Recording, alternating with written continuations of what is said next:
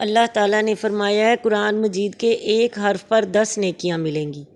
تو اس طرح قرآن مجید سے جڑ جانے پر بہت زیادہ رقم یعنی نیکیاں مل جائیں گی، اور اس طرح جنت الفردوس کی کالونی میں جگہ خریدنے کا موقع بھی آسانی سے مل جائے گا۔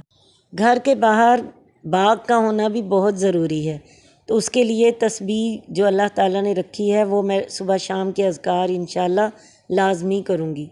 اب گھر بنانے کے لیے معمار کی ضرورت ہے، تو معمار تو میرے نبی صلی اللہ علیہ وسلم سے بڑھ کر کوئی ہو ہی نہیں سکتا۔ گھر بنانے والا جنت میں سب سے زیادہ گھر نبی صلی اللہ علیہ وسلم نے بنائے ہیں اور ان کے مزدوروں نے بنائے ہیں۔ چلیں الحمدللہ مجھے معمار بھی جنت الفردوس میں گھر بنانے والے مل گئے، میں تو انہی کے بتائے ہوئے رہنمائی کے راستے پر اپنا گھر بناؤں گی۔ رقم نیکیوں کی صورت میں چاہیے تھی جو قرآن سے بڑھ کر کوئی نیکی نہیں۔ گھر کے باہر باغ وہ تسبیح کے ذریعے میرے پاس ہے۔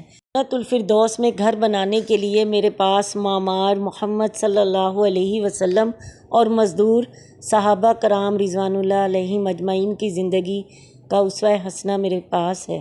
اللہ تعالیٰ مجھے عمل کرنے کی توفیق عطا فرمائے۔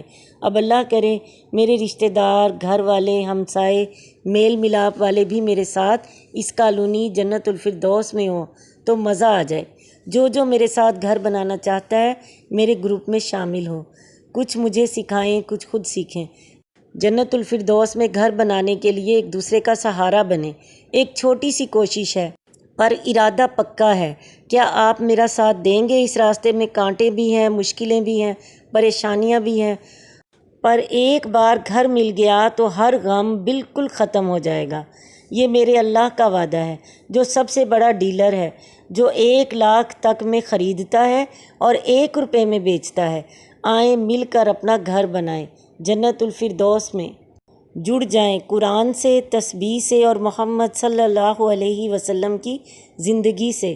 وسلام حافظ۔